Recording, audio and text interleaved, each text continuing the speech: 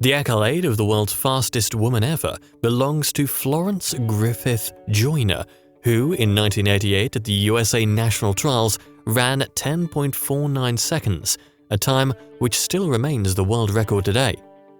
Her ability on the track is one that was never matched by her opponents. She took down the likes of Evelyn Ashford, Merlene Ottey, Marles Gohr, among other top-class athletes in her time. This is a similar situation for the top female sprinter Shelly Ann Fraser Pryce, as she too has destroyed the very best in her generation, all while setting herself as the fourth fastest woman ever. Therefore, it seems fitting to compare these two juggernauts of female sprinting.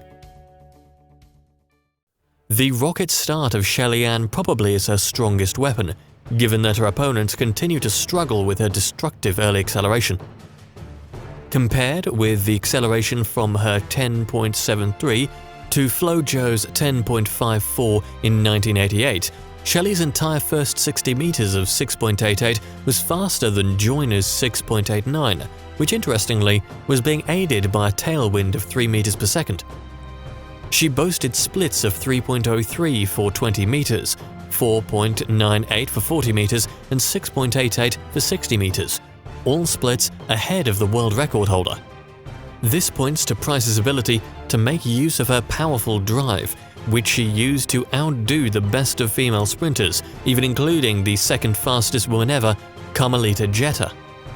Having superior abilities over the first section of the race does not mean Shelly Ann has a better acceleration, because acceleration is the rate of change of speed, not just the increase, but the decrease as well.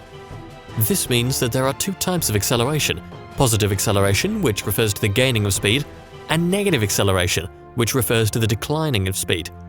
So while Pryce has a great positive acceleration, she also has a less than ideal negative acceleration, meaning she loses speed rapidly.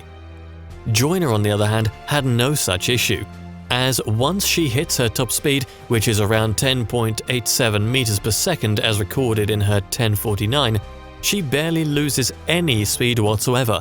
In fact, she only lost 0.04 seconds for the entire last 40 meters, which is still better than Pryce's best closing 40 meters, where she only lost 0.07 seconds. Joyner's ability in this stage tops even some of the greatest male sprinters, bettering Ben Johnson in 1988 when he ran 9.79, Tim Montgomery and Usain Bolt, except for his 9.58 run, were all outdone in this regard. Her ability over the final section of the race is credited to the fact that she remains relaxed. This causes less tension in the muscle and allows the muscles to contract and expand with less resistance.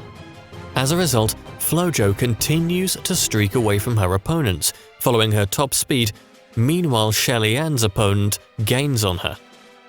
But while she continues to slow down, her opponents rarely manage to catch her in the last 100 meters.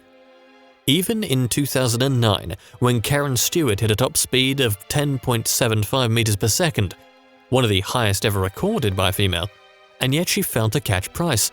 So it's not necessarily a downside to her race. However, with relaxation, she could find herself closer to FloJo's actual best. Anatomical structure also plays a role in their sprinting, as FloJo, who is 5'7", has a naturally better stride reach than Pryce, who is 5'4". This means it's easier for FloJo to remain composed in the latter stages after gradually opening her strides every 5 to 15 meters. The fact that she has a massive stride length of 2.40 meters might be as a result of her strength, because at 130 pounds, she could squat 320 pounds at best, which is 2.5 times her body weight. So FloJo and Shelly both have distinct abilities that have helped them to stay on top of sprinting for their respective eras, and also help them to become legends.